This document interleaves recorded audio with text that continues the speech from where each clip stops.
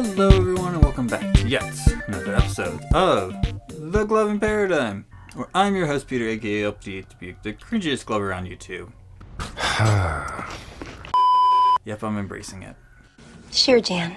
So what is it this week that I want to talk about? Well, we got a lot of competitions going on, specifically online competitions. Yes, there is one in-person competition that's going on right now. It is the Pit Battles comp, which is kind of weird that I don't hear a whole lot of talk about that for some reason. It's kind of weird.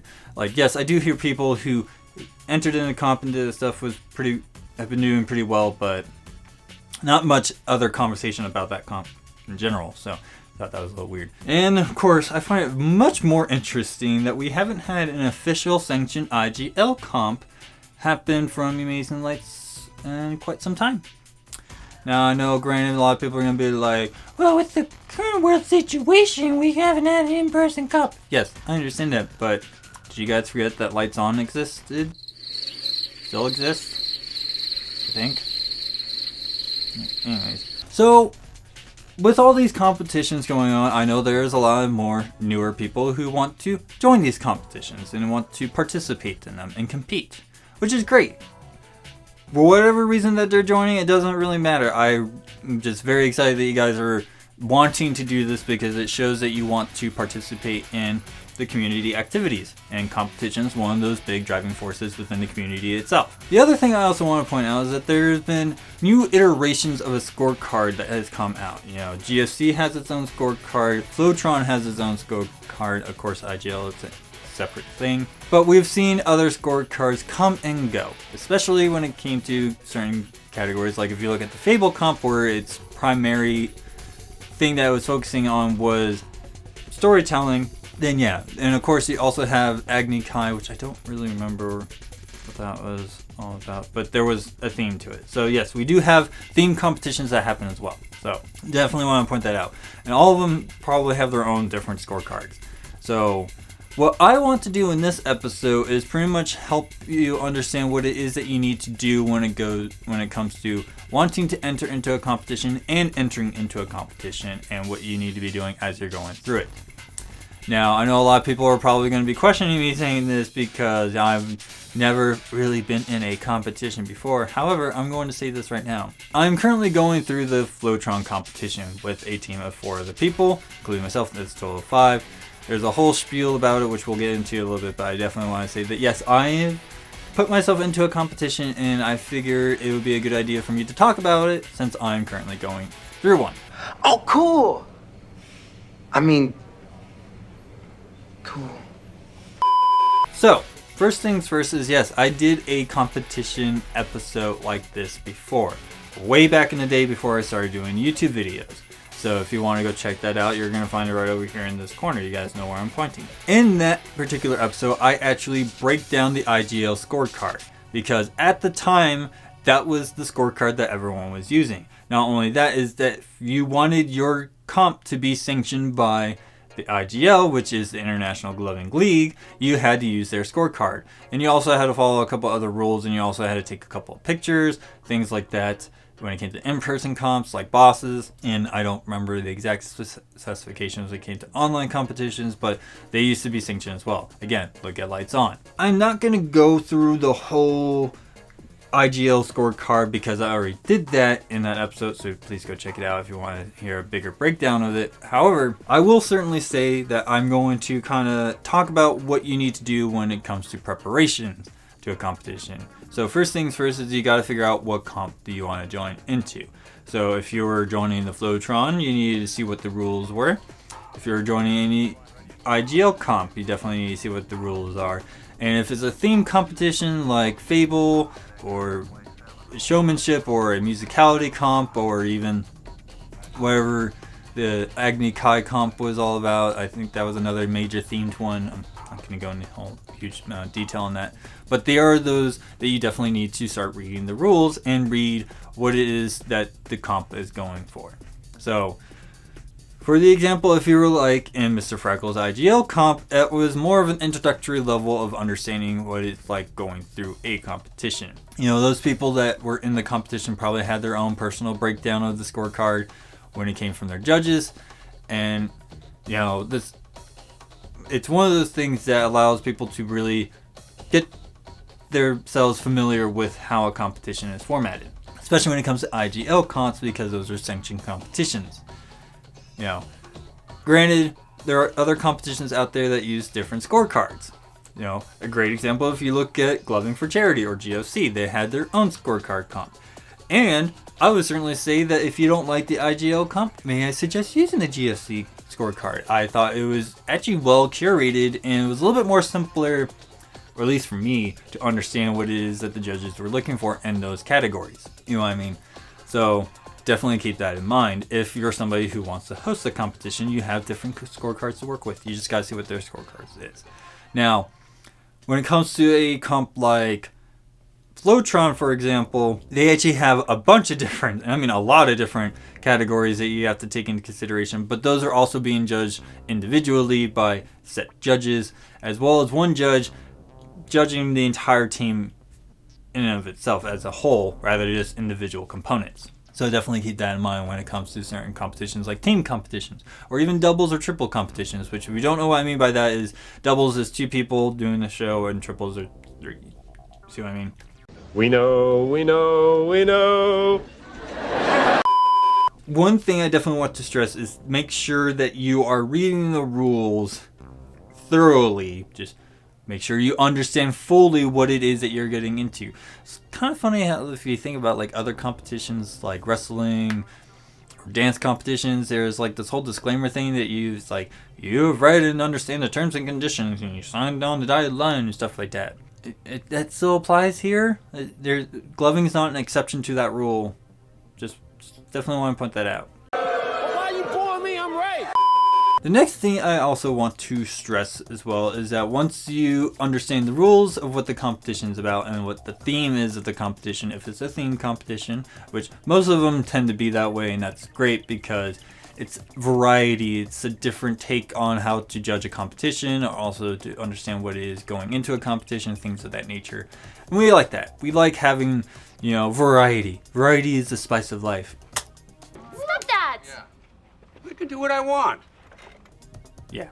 So, for the example here is, since I am currently in the Flowtron competition, at the time of this recording, I'm currently in the category of the left arm, which if you don't know what that is use of light for 10 out of 10 points, and delivery, which is 5 out of 5 points. So a total of 15 points. I have to understand what it is when it comes to these categories. When it comes to use of light, it really depends on how the judge is tabulating it, but it is definitely understanding that you're utilizing your lights to a degree that your show cannot work without the lights. It's basically what I've been told. Okay, and that makes a lot of sense.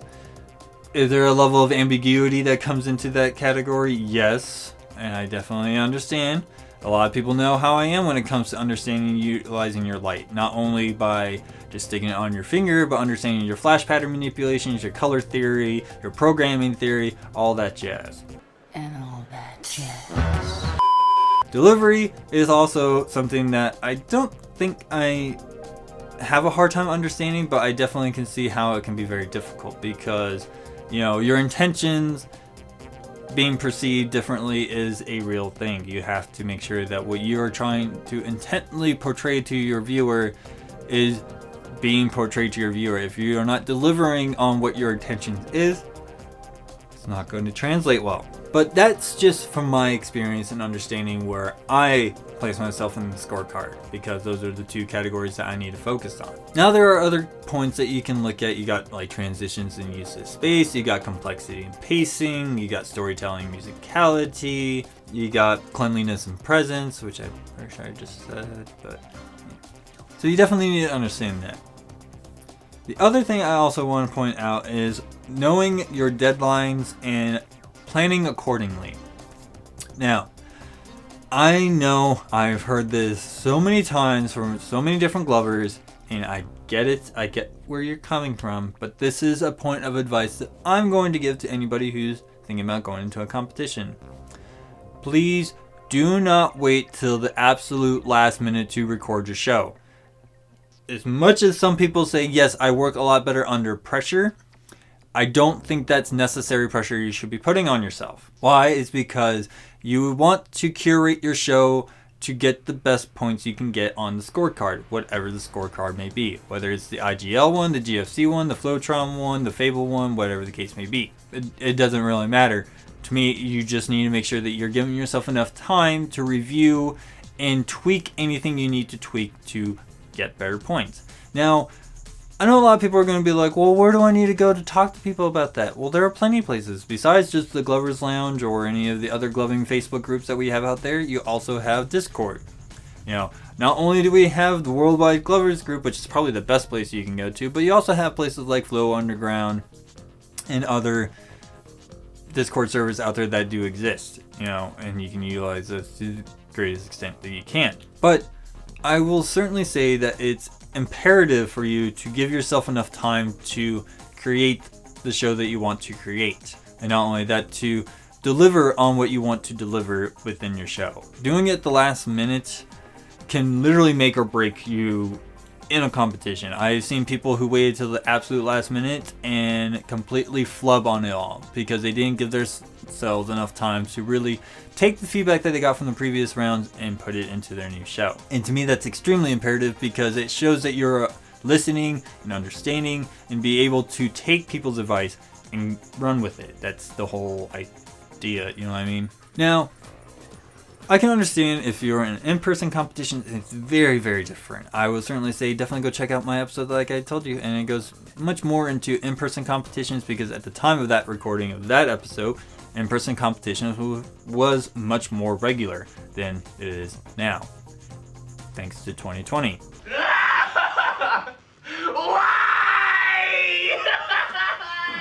That's something I definitely want to stress. Now, if you've read all the rules and you're getting your entry video and then you get your feedback and something's not making any sense to you, definitely ask for clarification. This is what's going to set you up for better success in the next round.